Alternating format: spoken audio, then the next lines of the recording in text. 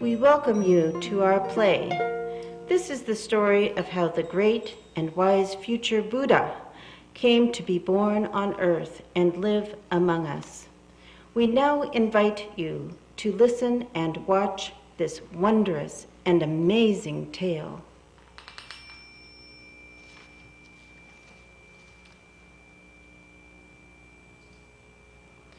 It all began in the celestial city of the Tusita gods, where the time fast approached when the future Buddha's lifespan there, as one of its chief gods, called STW2, came to an end.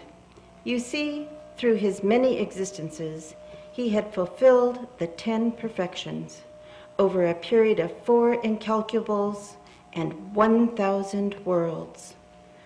One celestial day, the lower and higher gods of all 10,000 worlds gathered into Sita heaven, saying, "Sir, it was not to forever enjoy the glory and sensual pleasures of a god or of man that you fulfilled the 10 perfections, but to become a fully enlightened Buddha in order to save the world. And sir, the time and season for your Buddhaship has now arrived. Be so good as to leave this world of gods, be conceived of a human mother, and be born into the world of men."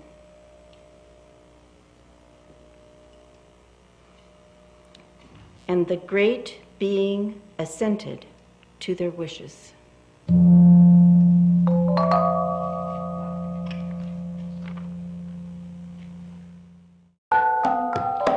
Now, long ago, 2,600 years ago to be exact, the kingdom of STW2 majestically rested against the foothills of the mighty Himalayan mountains. Here, surrounded by high and soaring palaces, lived King Suddhodana, truly the fairest king of all, and lovely Queen Mahamaya, who shone like the sun's splendor and was a mother to all living creatures, both large and small.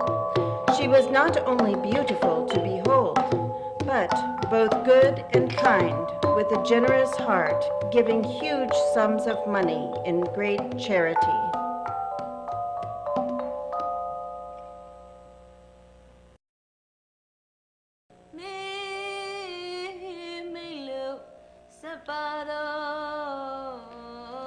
One night, in the full moon month of Wazo, or July, the moon journeyed his way through the starry sky.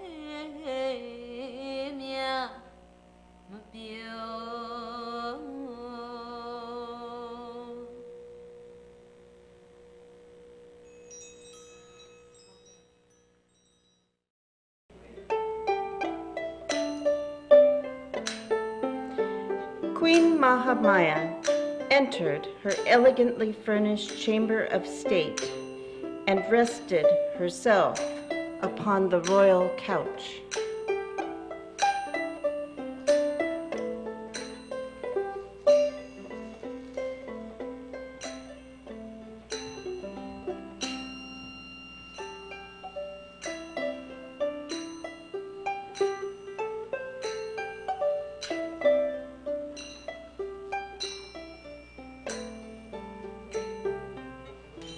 She almost immediately fell into a deep slumber and soon dreamed a marvelous and strange dream.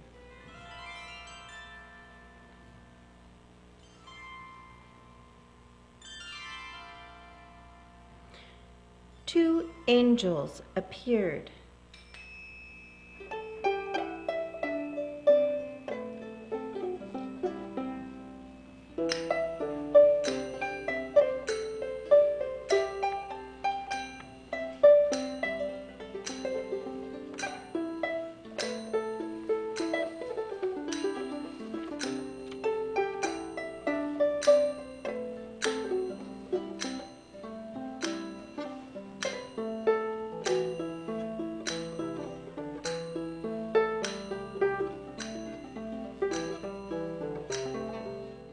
The angels covered her with a beautiful golden net.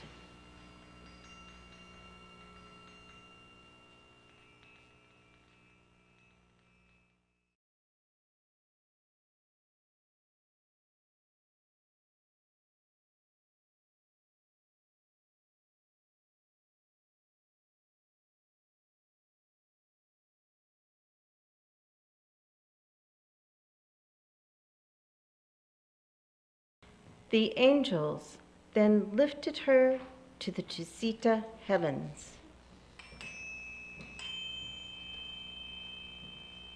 Now, the future Buddha had transformed himself into a magnificent white elephant.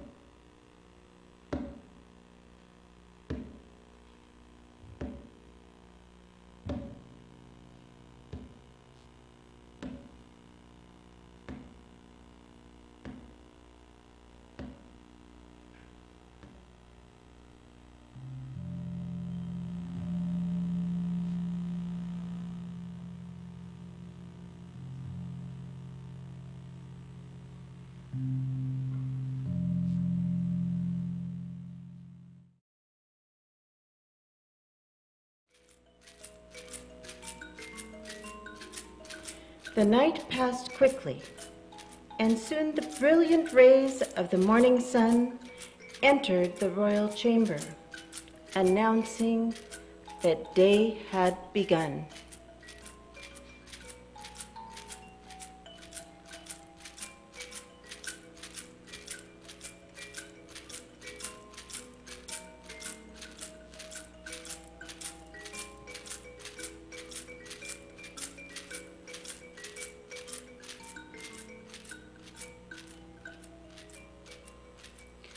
Queen Maya awoke from her slumber.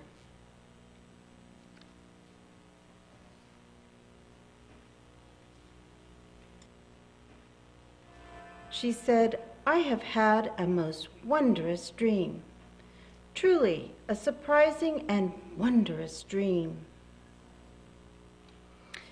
You see, in those ancient times, people listened to their dreams, and the queen knew that something mysterious and marvelous had happened to her.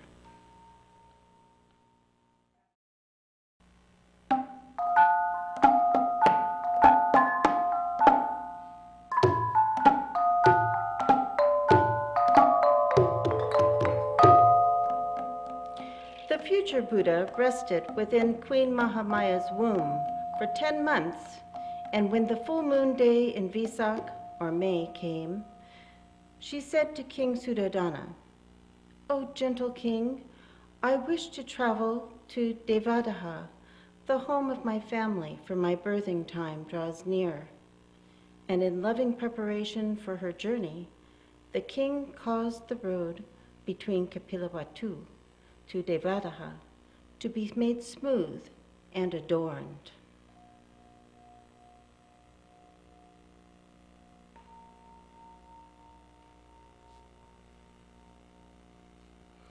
For you see, it was a custom in that time for the daughter to return to her parents' home to give birth.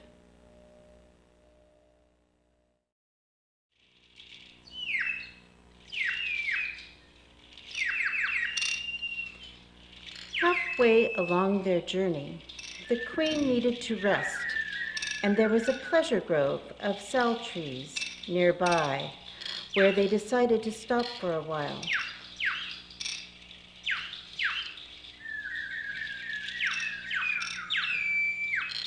It was a beautiful scene with many flowers all around and the musical calls of tropical birds.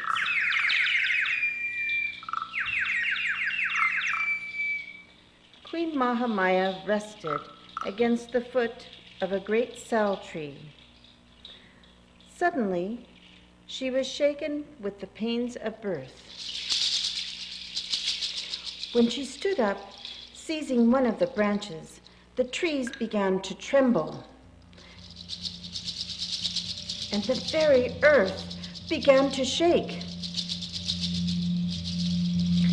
2 devas approached and covered her with a golden net.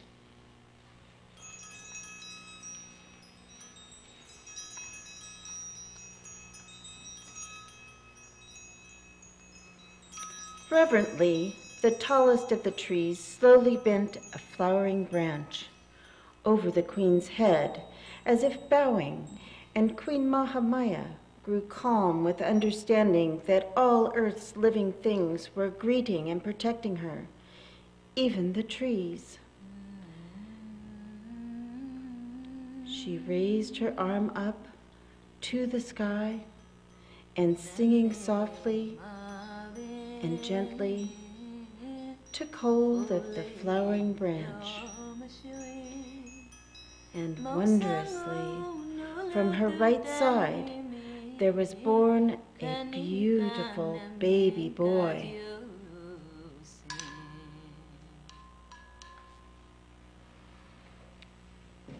Then the mighty voices of the devas called out for all to hear, "Rejoice, O Queen! A mighty son has been born to thee." And Queen Mahamaya said, "How beautiful and how wise you are, a true blessing to us all. I shall name you Siddhartha, he who brings good." The moment Siddhartha was born, 2 streams of crystal pure water fell from the heavens, and the attendants bathed his head.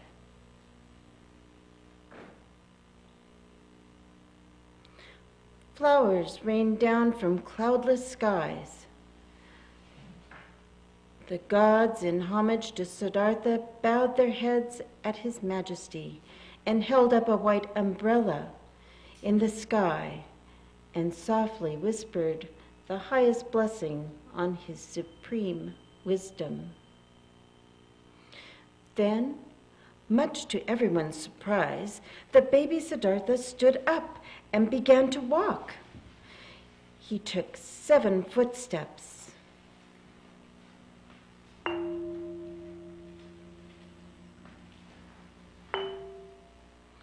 And with each step, a lovely lotus flower bloomed.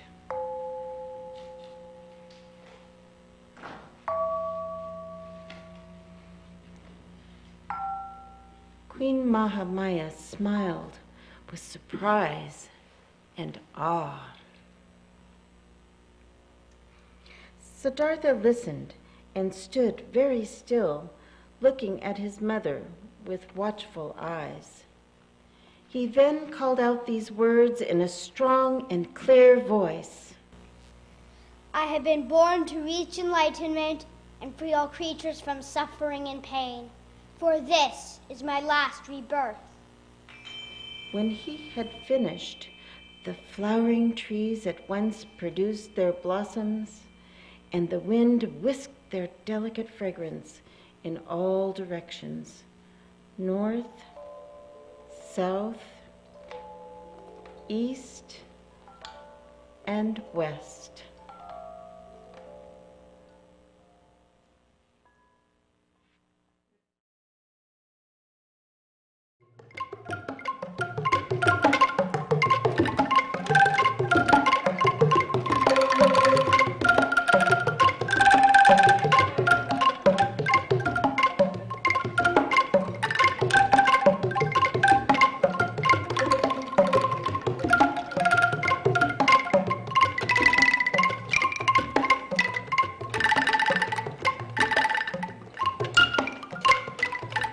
As the days passed, great excitement grew in the city of Kapilavatthu, and all the people rejoiced in celebration. The townspeople came into the royal court from across the countryside, the humble, the nobles, and the peasants together, even the Brahmins, the highest priests of India. Everyone wanted to see the baby prince, who already walks and speaks like a wise man.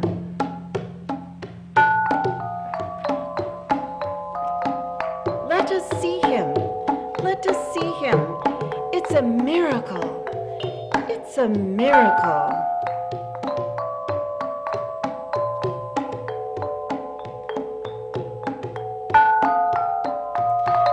The king held his newborn son, Siddhartha, in his arms, with Queen Maya at his side.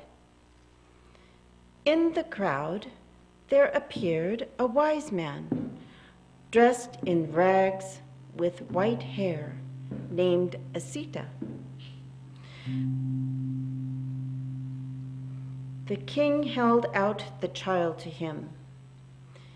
At a single glance, the old saint saw the signs, invisible to anyone else, that predicted the child's future. Asita carefully examined Siddhartha and saw the mark of a wheel on the soles of his little feet. The blonde tuft of hair between his dark eyebrows. His tiny hands, webbed like the foot of a heron that flies above the world. And a crown coming forth from the top of his head. To the old Asita, Siddhartha shines like the sun, and suddenly 2 tears stream down the wise man's face. What is it you see, Asita, and why do you weep? I weep for my old age, my queen, for when your son grows to be a man, I shall no longer be alive to hear his words, which will be those of a great teacher of wisdom. I weep for my old age and myself. Will not my son grow to be a great king for his people? Will he not sit upon the throne of his ancestors before becoming a teacher of wisdom?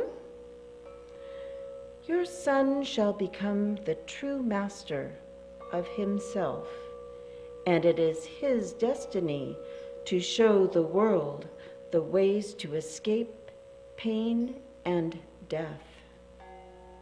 And the king said, First of all, he must become the pride of his father and king of his land, ruling his kingdom with justice. Later, when he is nearing old age, he can teach wisdom to others if he wishes, and retire to an existence of solitude and prayer, like you, Asita, who are holy and pure and full of the wisdom which only comes late in life. And the holy man said, "Be that as it may, Suddhodana, but remember, people's desires do not always match with the perfect timetable of destiny." And that being said, Asita gently caresses the child, Siddhartha, and walks towards the mountains to live in silence among the clouds and the snow.